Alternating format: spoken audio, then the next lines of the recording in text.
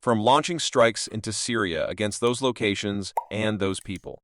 And so the Russians absolutely turned off their air defense radars and equipment and let the Israelis attack when the Israelis felt the need to do so. That is not going to happen in the future.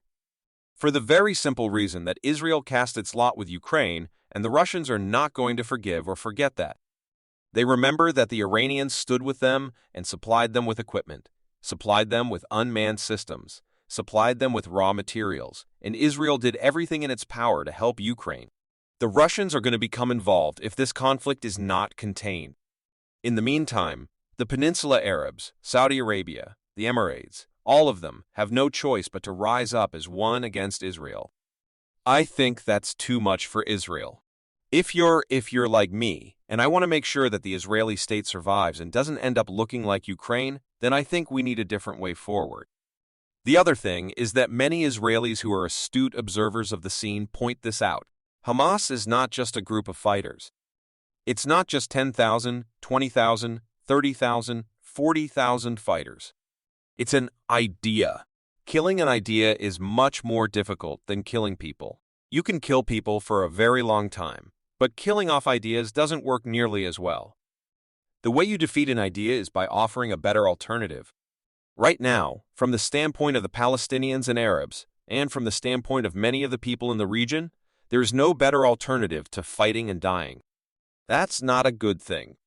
Again, that's a no-win situation for the Israelis. I don't have any easy solutions. I'm just sitting here wondering when the President of the United States is going to exert some leadership. We had a conference in Egypt not long ago with many of the great powers represented, as well as the various Arab states, and that conference was an effort to come to terms with the problem. Many of the people walked out saying, "We have to have a two-state solution." Others said different things, but the point is, it was an attempt to do something, but we were not there. We had representation, but the president and his leaders in his cabinet were not there. When are they going to step up and recognize that this is a very dangerous situation? And all the air and naval power that we have is not going to be enough if all of the states that I mentioned earlier weigh into this combat. And finally, and this is something I'm very sad to admit, we have no army to send. What we have in the United States Army that has any combat power is sitting in Poland, Lithuania, Romania, Moldova. Moving it in any timely manner is almost impossible. And if you can't put a substantial ground force into the region, air and naval power will not be decisive. Air and naval power alone will not decide conflicts and decide outcomes. Of course, now then the question is, what about nuclear weapons? I still see no evidence that anyone in Washington, Moscow, or Beijing thinks that's a good idea. But you've got a couple of wild cards. Of course, you've got the Israelis who have nuclear weapons. And then you have the Turkeys who have been promised access to nuclear warheads whenever they want that access by Pakistan, which means that if the Turkey decided we're going to get into this fight, they may well turn to the Pakistanis for those warheads so that they can deter the Israelis from using their nuclear weapon. This is not a good situation, Glenn. Historically, American presidents have usually intervened and said, "That's it. Stop." We did that in 1973. We exerted similar influence in '67 and back during 1956 during the Suez Crisis. Where is the leadership from the United States? All I see is reaction, emotion, and the readiness to essentially do unconditionally whatever the Israelis ask us to do. I don't think that's a good policy position to be in. You mentioned that the reactions from Russia were more cold now towards Israel. Well, I picked up on that as well, because I remember I met the former Prime Minister Olmert 5 years ago in Kazakhstan, and he was speaking very strongly about how the Israelis and the Russians would be intimately close, pretty much in perpetuity, that this was a very strong relationship ever since the Second World War. Well, then with the Jewish people, of course.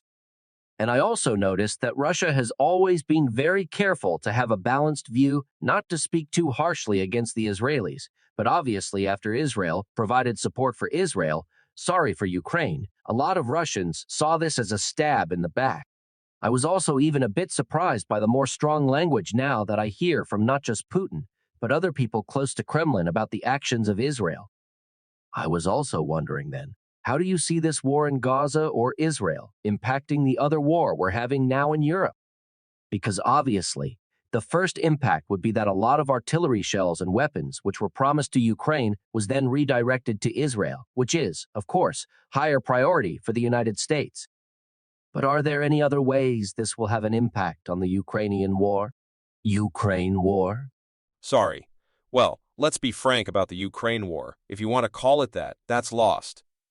The Ukrainians lost that war a long time ago, and there were several of us at the very beginning of this that warned that whatever the Ukrainians did, they could not possibly prevail against Russia.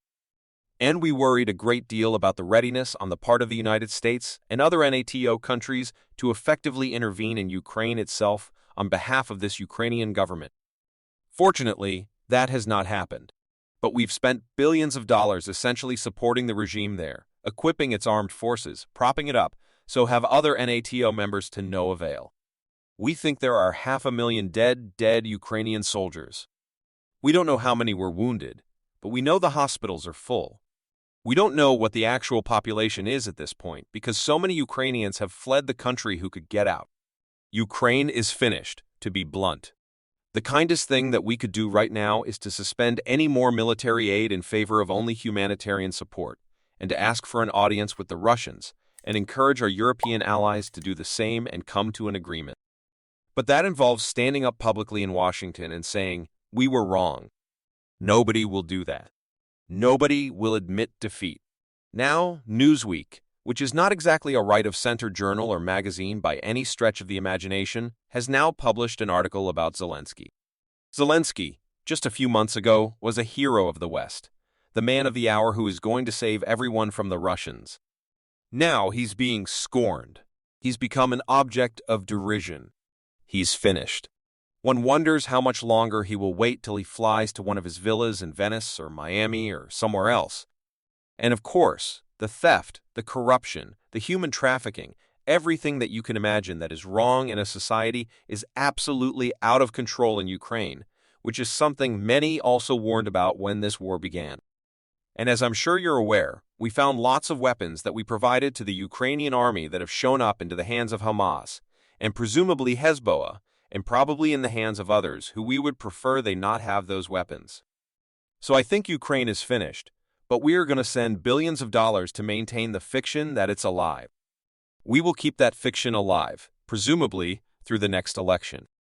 After the next election, there will be an admission. Well, that's over. It's time to move on.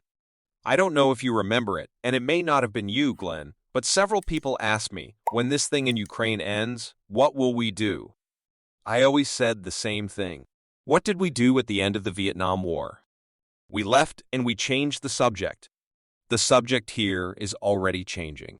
It is now Israel, Israel, Israel. Ukraine is a distant memory. The Republicans, or so-called Republicans on the Hill who are advocates for war in Ukraine, have now said, well, it's time to separate spending for Ukraine from spending for Israel privately because they know it's lost and they don't want to spend any more money there.